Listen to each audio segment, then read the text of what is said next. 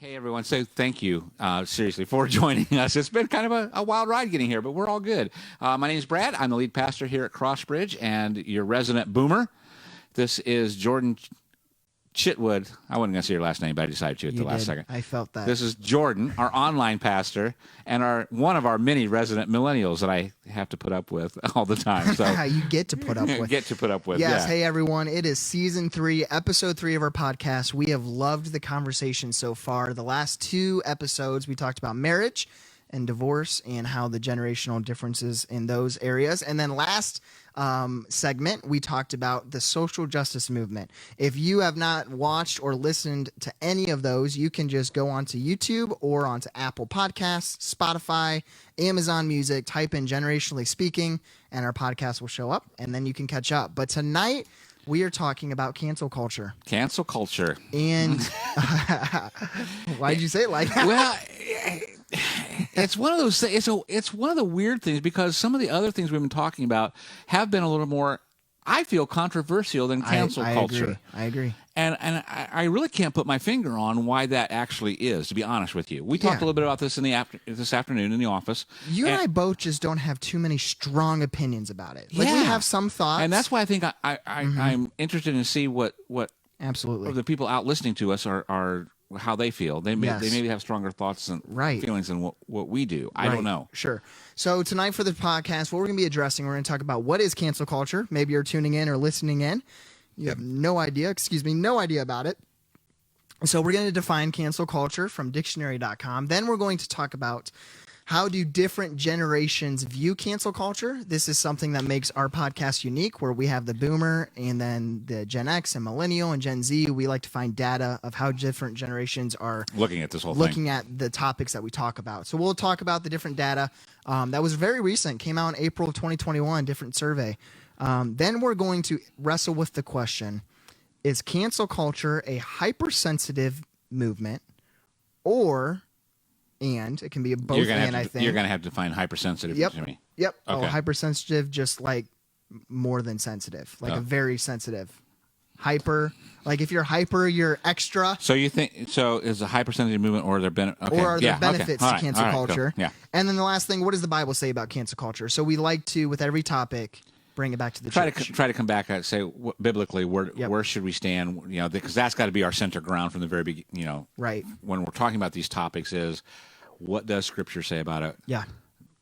How would Jesus handle this and things like that? So yeah. And so, hey, throughout the night, if you've got a question, if you have a thought, an idea, we would love for you to put in the chat. I know that is a little bit bold because you put your opinion out there for public. But we would love to process any thoughts or ideas that you have because like Brad and I said, we're going to talk about this, but this is one of those areas where we're not too that sounds terrible. We're kind of middle of the road on this one. We're both pretty middle of the road. Yeah. So Brad, let's start. How about you help us define cancel culture? Dictionary.com, here's how they define it. And it is withdrawing support of public figures and companies after they have done or said something considered objectionable or offensive. Yes. Yeah. So, and then and you see this in all kinds of areas. Yes. I mean, on both sides of what you would consider liberal, conservative, Christian, businesses, non-Christian. Yep. It transcends everything. Yep. So an example of this would be a couple years ago, Chick-fil-A CEO came out and just said, I take the traditional stance of biblical marriage. Right. And the LGBTQ... And there are people that still... Yes, community... walk into a Chick-fil-A. Will refuse to eat or do Chick-fil-A. And then even a part of that, something that I've seen is gay couples will go take pictures, kissing in front of Chick-fil-A, post it on Facebook or something, be like, we got you, stuff like that. So, that's just an example. Yeah, it is. Where you've got one side saying, we're going to cancel Chick-fil-A because of our difference. And I want to pause here for just a second because I think I'd like to say something very controversial at this point, okay? And just prepare the audience, is I think Chick-fil-A is overrated. That's a bad take. We're going to just I'm canceled. I'm just Cancel saying, Brad I'm right not saying now. I don't like it. I like their waffle fries. I love their chicken minis. I like their You chicken also sandwich. think Noble Roman's Pizza I just think is they're the overrated. best So anyway, thing I'm sorry. since I should flushing not toilets. have gone there. So Yeah, go ahead. We're going to talk about that Cancel. another night. Cancel, okay? yeah. Brad will be fired by then. Yeah, so I also want to expand that definition because this definition was specific just to professionalism. Right. And as we started diving deep into the data, we noticed there's exactly. actually two types of cancel culture. Being canceled in your friend groups or your personal lives, your private lives on just a, not, what's the opposite of professional? Personal. Okay, so yeah, so just your personal life. Right. For having a different view and feeling like you can't share that view with someone because you might disagree. And then also from a public standpoint, a professional standpoint, a business standpoint, the cancel culture involved in that. And this is where that becomes significant in understanding the two differences. We're going to look at the data from the different generations. And here's what I want you to do, actually. In the chat before we share the data. Yeah. I want you to put out of these four generations, Boomer, Gen X, Millennial, and Gen Z, which of the four generations you think hates cancel culture the most? Okay? If you are watching live with us right now, I want to just see, before we share the answers, which generation do you think hates cancel culture the most? Because the This is data gonna be fascinating. Yeah, the data is staggering. So if you're watching live, put in the chat, what is your gut feeling? Let us know. We'll wait just a couple minutes for that. While we're talking about that, so Dennis Massey says Boomer. Which again, that was, what I would say. Nick Smith says Millennial. Nick, good to see you. Hope you're doing well. Bob Key says Boomer. We'll see if we got any more coming through. So we've got two Boomers and then a Millennial. Yeah, let's just share the data. Yeah. Okay. So 50% of Boomers 50% of boomers hate cancel culture. Okay. Looks at it negatively. That's what it says. Looks at it negatively. Looks at it negatively. Colin Massey says Boomer faux show. So Faux show. now this also, what I didn't include in the data, this also had negatively, positively, and neutral. And so Boomers, it wasn't like 50% saw it positively, 50% saw it negatively. It was like 50% saw it negatively, 21% saw it positively, and like 30% saw it was neutral. Yeah. So 50% of boomers. 50% of Boomers. That was though. shocking to me. Yeah, because I'm with the crowd. Is that I really thought the boomers would be the highest of all these. yeah, and it's not the case. Spoiler alert. So for everyone that Yeah. put Boomer is You're wrong. not the group. Okay. Gen Xers. 46% of Gen X view cancel culture negatively. 46%. Yeah. And I thought that was low because I I did thought too. Gen X would be up there also. We both thought Boomers would be about 75-80%. That's what I thought. And so Gen X, I assumed would be about 55-60. That's what. Yeah. So it's not nearly as big of a difference as I thought it would be compared to the Boomers. Yes. Millennials, only 33%. 36. 36%. According to your notes. Yeah. 36% of millennials view it negatively, which means the majority view it either positively or neutral. Right. So they have positive feelings towards cancel culture for the most part. They like it. And that didn't surprise me. I thought No, that didn't surprise me either. I thought about 25 to 30%. The next one surprises me. Yep, this is where you're all wrong. Gen Z. 55% of Gen Z view cancel culture Negatively. They are the highest generation. That's astounding to me. Pen drops. Yeah. And this is from April of 2021. This is So just this is from a recent survey. 4 months ago. Yeah. 5 months ago. When Gen Z higher negatively the younger than generation. boomers. Now here's why. Okay. And I was talking to our youth pastor about this because we actually did a podcast with our youth students on cancel culture. Right. And both of them said there's some things that should be canceled, but for the most part, we don't like cancel culture. And I never connected it to the whole generation, just thought it was maybe their personalities. Right. But here's why. Because a lot of Gen Zers associate cancel culture to their personal lives versus the professional lives.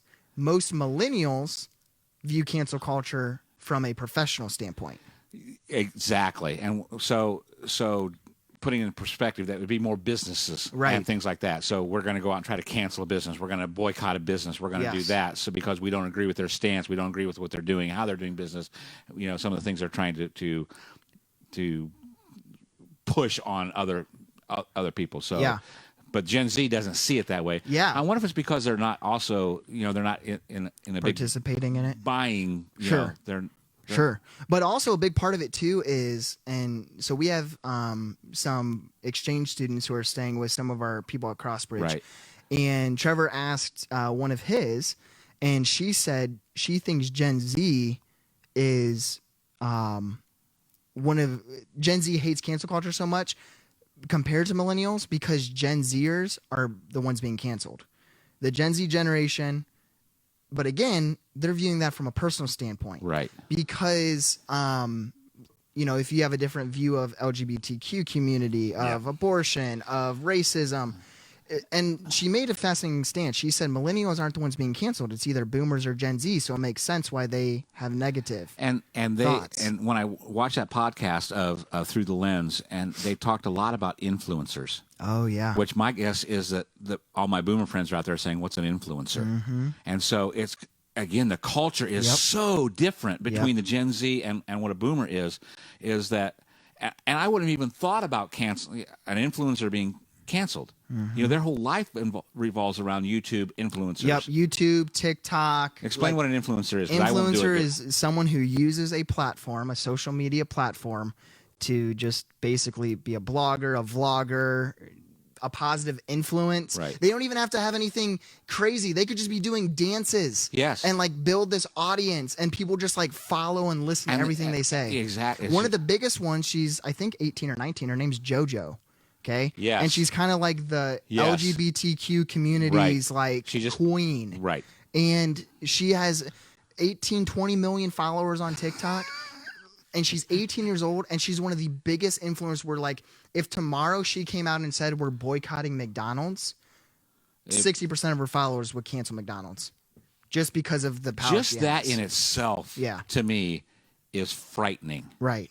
I look at it, and again, it's not a right or wrong. It's just it's frightening. Just to having me. that much control. Exactly. Right. Exactly. And so, part of what we wanted to do was we wanted to distinguish between the two different types of cultures that are being canceled: the personal, and then the professional. Right. You and I tend to see more of the professional. Well, I don't know about you. That's all I ever thought about. When we first started talking about this, that's the first thing that came to my mind. And the companies athletes, of the Starbucks and the Nikes and the businessmen, Chick-fil-A's and those kind of things. Where you have a difference in opinion, or you make inappropriate comments, right, or have inappropriate beliefs, and then society tells you, or basically shuts you out, forces you out of whatever position you are in. Right. So that's the data. Yeah. Brad, here's what we want to move into. Yeah, go ahead. I want to ask you this question. So is cancel culture a hypersensitive movement, or / and are there benefits to cancel culture?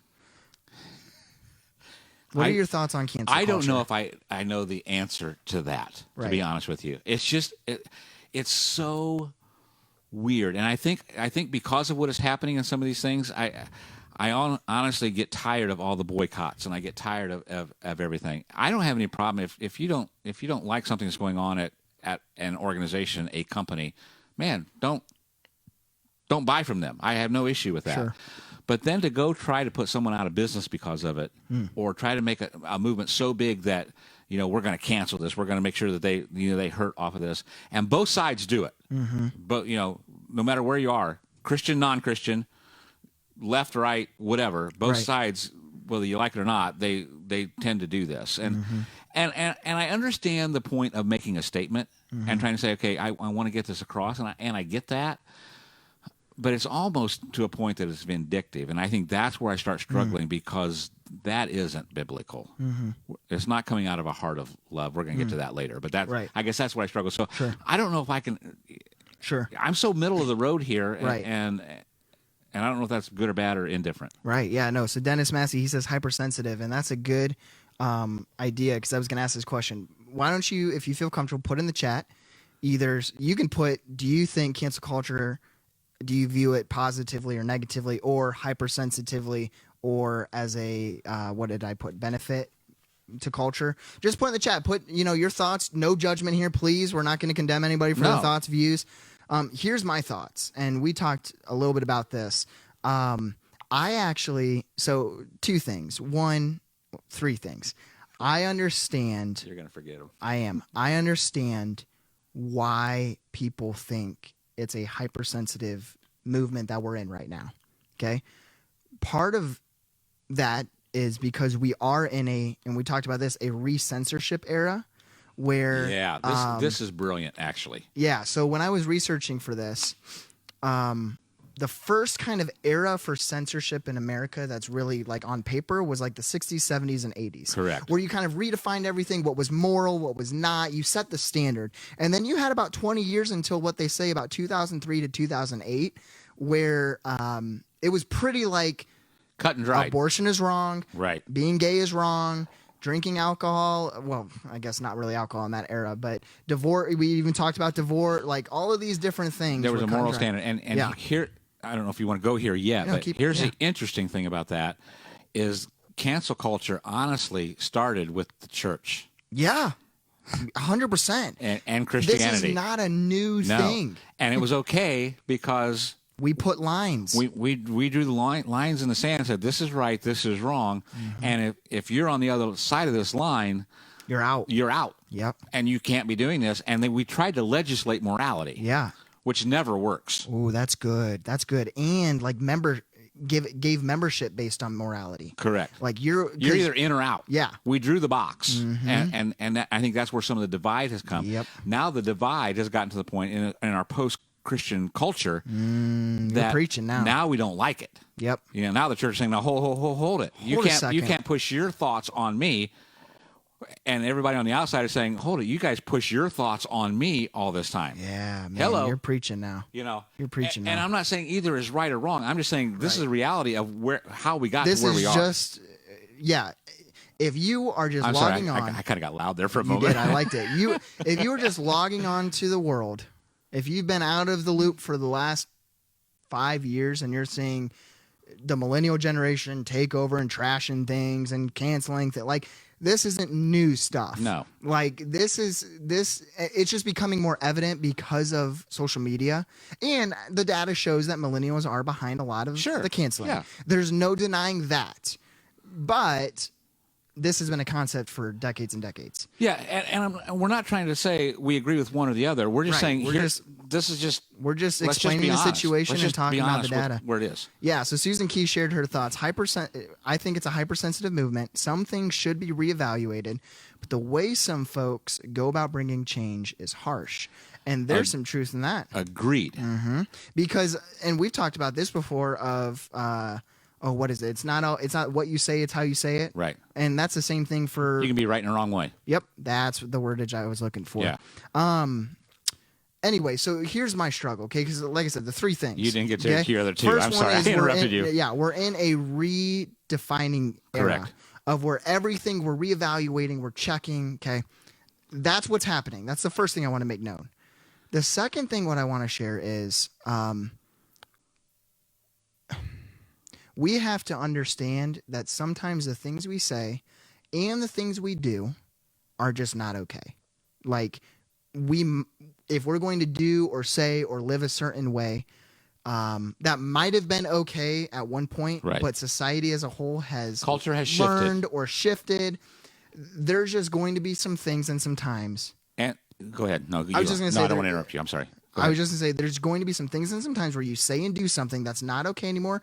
And there's accountability that needs to be had for that. Right. There's consequences. And my generation would say, don't be so sensitive. Right.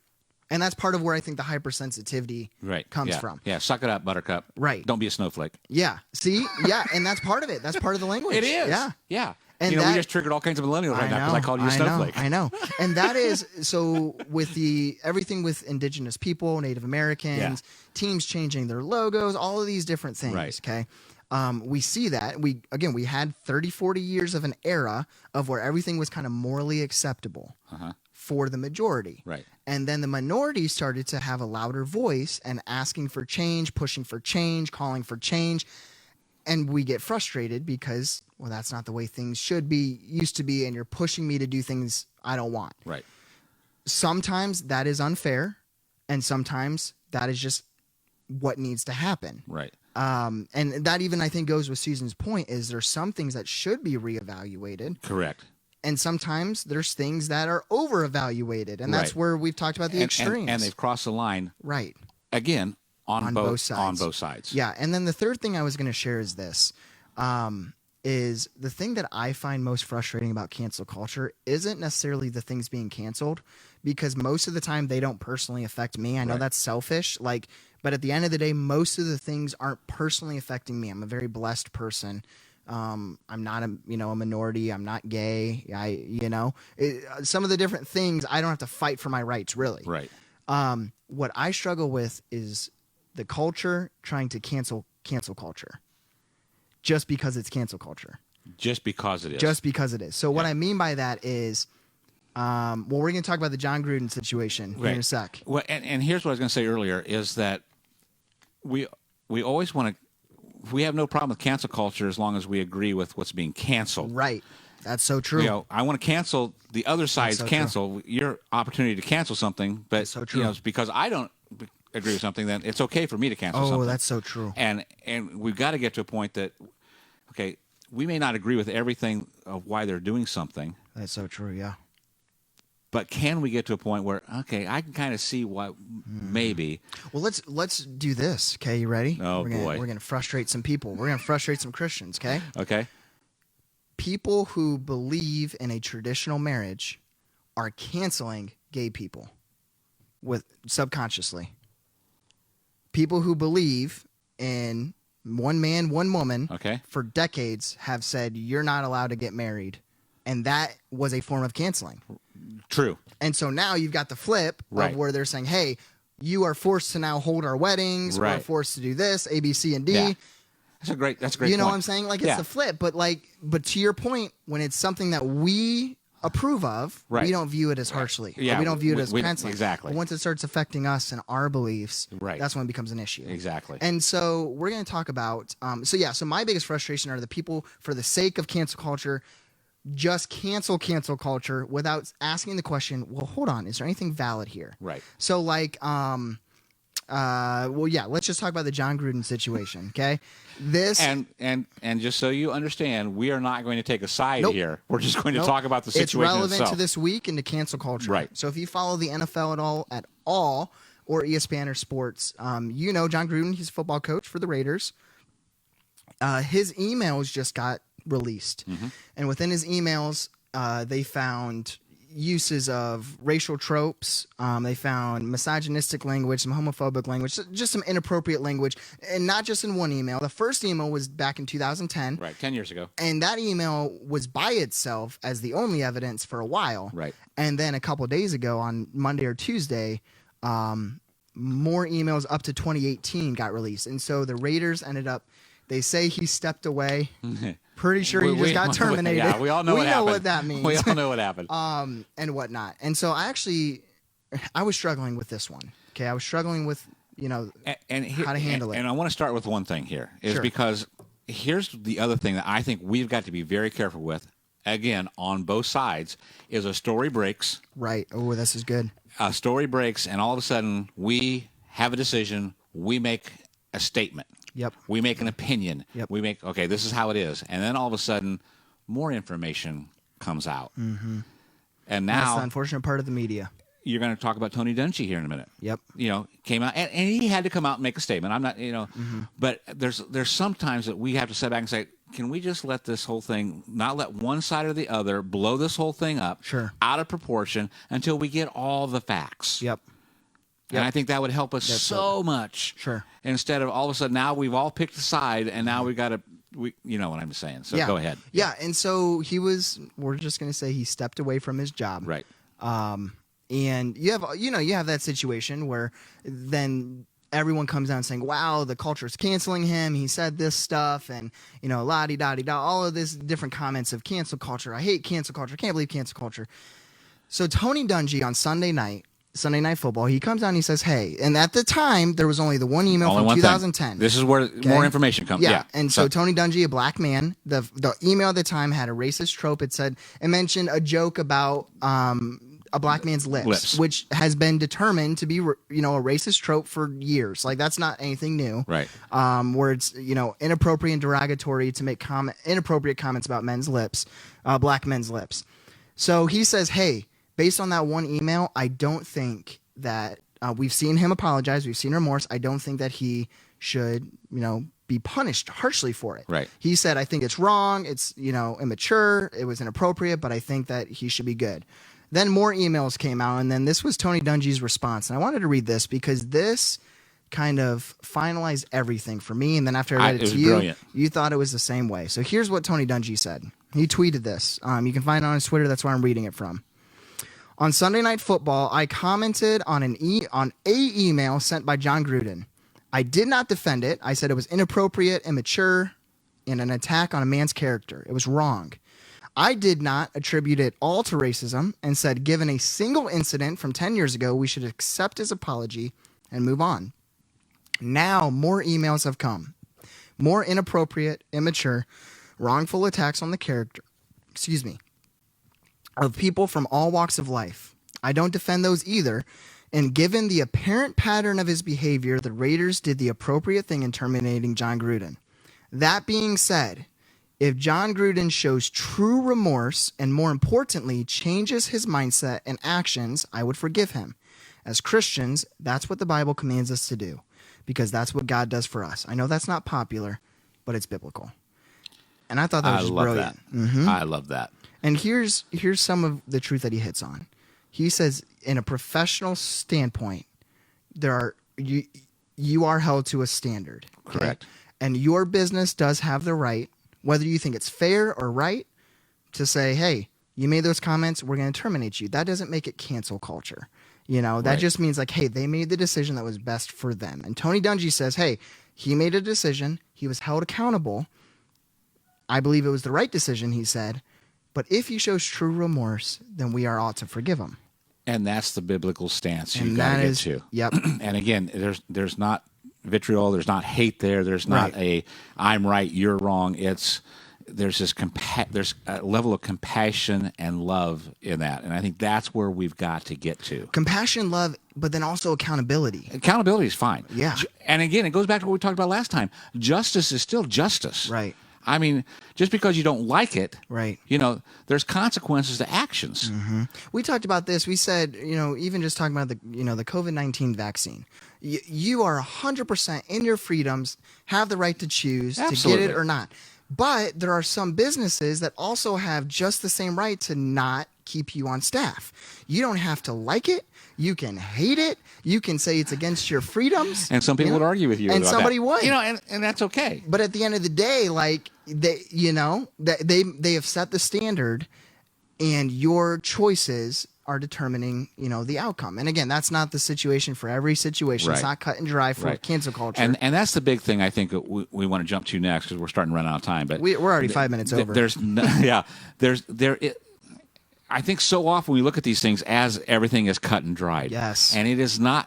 We talked about this earlier, is that it's not one size fits all. We've got to take, there's not one size fits all. So we got to take whatever situation is thrown out there. Yep. And let's dissect it and look at it in a reasonable, try to devoid ourselves of necessarily our position. And when we go to biblical things, of saying, what does love require of me? Mm-hmm. And how do I look at this through redemption, reconciliation, compassion, and love? Yep. And even spend time praying about it. Absolutely. Asking God, say, God, where do you fit in And you this? may still come out thinking, you're totally wrong. Yep.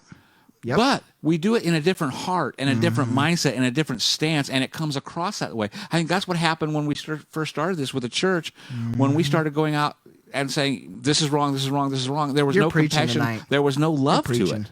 Yep. And we were full of truth, and now people would argue we're just full of grace. And it's hard. You've got to find that tension, be full of one or the other, especially when it comes to cancel culture. Right. When something breaks, like you said, pause, pray, and then ask God, where do you fit in this? Like, something happened. I can be frustrated about it. I can be upset. But at the end of the day, like, where is God? And can you get to a point where you not only see the other person's point of view, and still be able to disagree with them in a manner that's good. that is gracious and loving?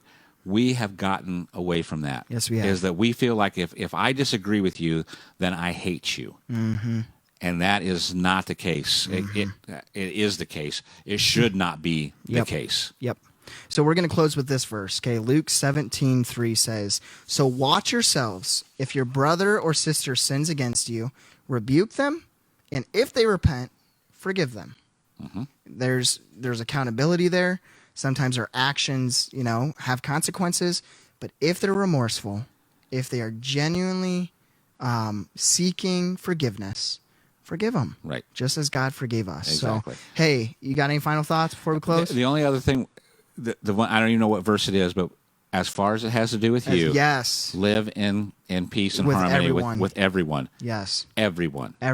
People you disagree with, people who are canceling, people who are being canceled, people who frustrate you, people with different political parties. As far as it has to do with you, live at peace with everyone. Yeah. It doesn't mean you have to agree with them. Anyway, yeah. So good. We Well, could go on. We could go on. I mean, we're 8 minutes over, and honestly, this is a good conversation. Thank you so much for tuning in. We hope that you were able to just process some things, wrestle with some stuff. You don't have to agree with everything. It's just honestly us looking at the data, looking at the situation, saying, hey, this is where God works in cancel culture.